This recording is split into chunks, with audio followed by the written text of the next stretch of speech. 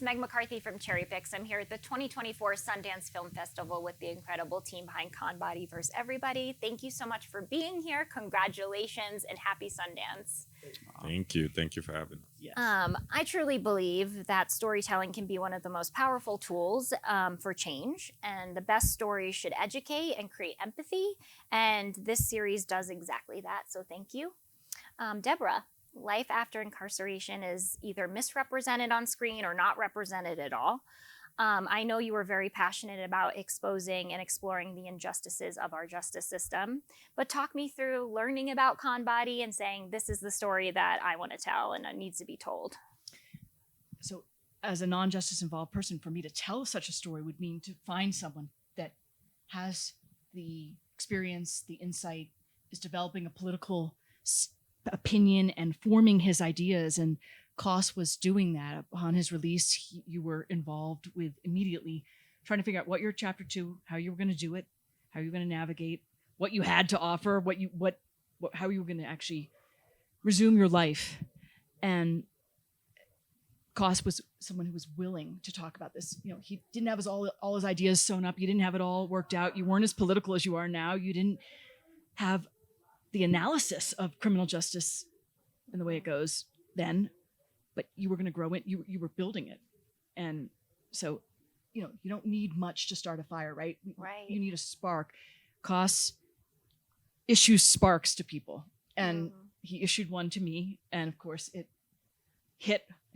And I'm like, I think caught the shot. Exactly. And you know, then it's awkward, right? You proposition someone. You're like, can I see you again? Can I meet you again? You know, and Coss is.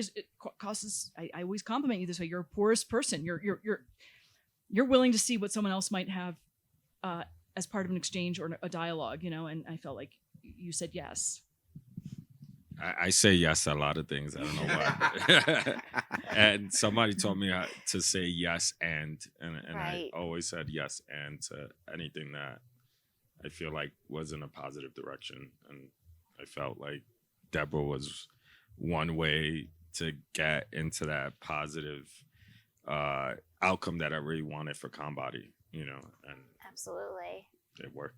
Even before you kind of knew that it was CONBODY, right? Yeah. You know, yeah. So it's another way of saying it. Like, information needs a vein to travel through, right? Coss has got the information. I'm a vein in some ways, right? Because I have one skill set that I can put into the party, which is being a documenter, being a scribe, being someone that wants to take the notes. And Coss is someone who has an engine that wants to put forward new information into the world, right. You know? Beautiful. I love all these metaphors. Oh God. I hope you're not getting mishmash. Oh God. No, they're great. Coss, kind of let's expand kind of about that. You're the founder of CONBODY. You built this successful fitness method, but I think as equally important to you was to share the journey, you know, alongside the formerly incarcerated community, creating a space to sort of feel seen, to destigmatize, to thrive. Can you just expand upon that a little bit?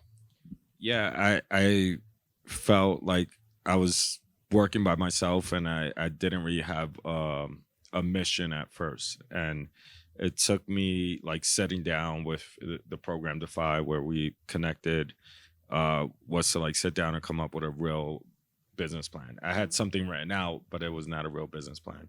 And so one of the things that, you know, they asked me was like, what is your mission? And one of my friends was a person I wanted him to train with me, Pilo. Very early on in the film, I wanted him to become a trainer and start working with me. And so I was like, I want to hire formerly incarcerated individuals and to have them not face the same obstacles and barriers that I had to face, you know, and just smoothing their transition, you know, like the individuals that are with me today. Yeah, absolutely. Let's talk about those individuals. Hi, guys. It's not easy making the choice to kind of openly share our most vulnerable moments with the world. But I think one of our greatest strengths can be strength and vulnerability. So thank you for sharing your stories.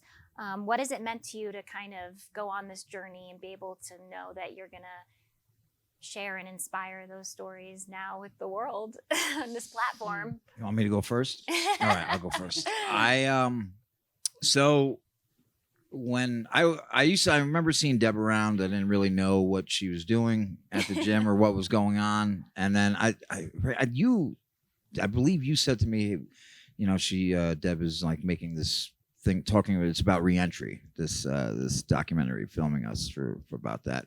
So for me, you know, I had been in and out of the system from the years. I was 12 years old till 33, and I was really, really giving it like my best push, my best go this time around. And it did mean something to me that like this was being documented, and that, you know, it made it even realer for me. And then hopefully someone sees it, and it can also help them, because so many things were happening. You know, this is real life that's happening while we're being filmed and documented. And you know, for me at that point in my life to be able to stick to it and like stick to, you know, well, I want this better life, you know, it meant a lot, and something I'm very proud that you know, to be a part of. So wonderful. Thank you for sharing that. For me personally, I didn't like when I first met Coss, I met Deb at the same time.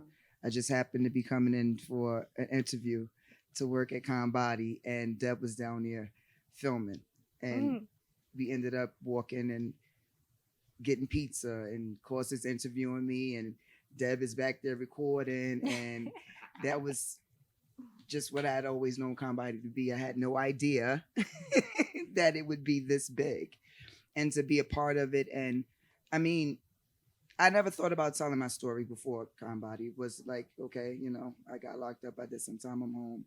I need to have shelter, pay bills.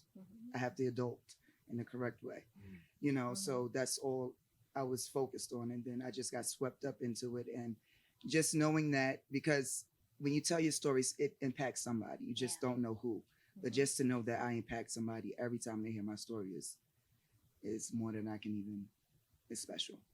Absolutely. Well, thank you. Oh, go ahead. Yeah, no. And I just thought about saying, I was thinking about Coss as a kind of talent scout. Right. That's what it sounds like, how would he know that she would be such a dynamic and vivacious, stunning teacher, and someone that would take an interest in going to teach in corrections facilities, and, you know, see how far you could go with actually being in the very hard job of being involved with young people who are in trouble. And how did you know that you would get a Derek who would infuse humor into the arduous task of working out, right?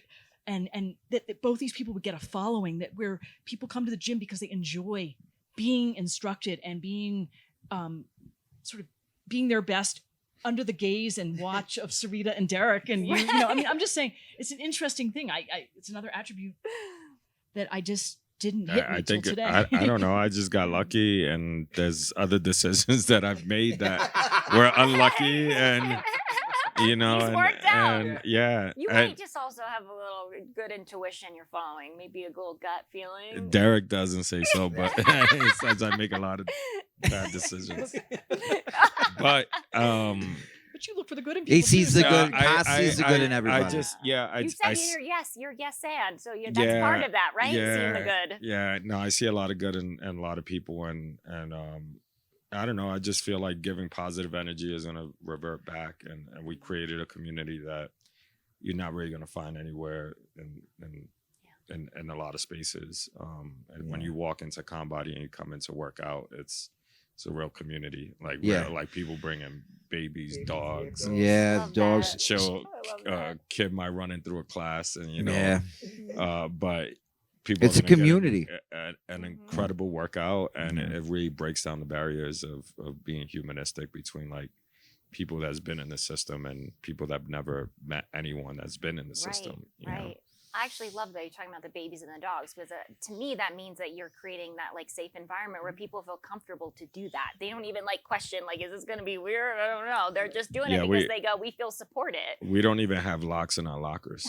So like everybody just keeps everything, all their personal stuff, and we say trust at ex-con. We need to create more trust in this world, man. It's like, you know, and you have accountability in the actual, you know, the way that you guys exercise, or the way that the teachers basically give props to people for getting through the class. And Yeah. you know, I mean, like you actually, there's something very, it's not an anonymous experience. Let's put it that way. Right. You don't just slip, you know, you sometimes just say, I see you to somebody in the back.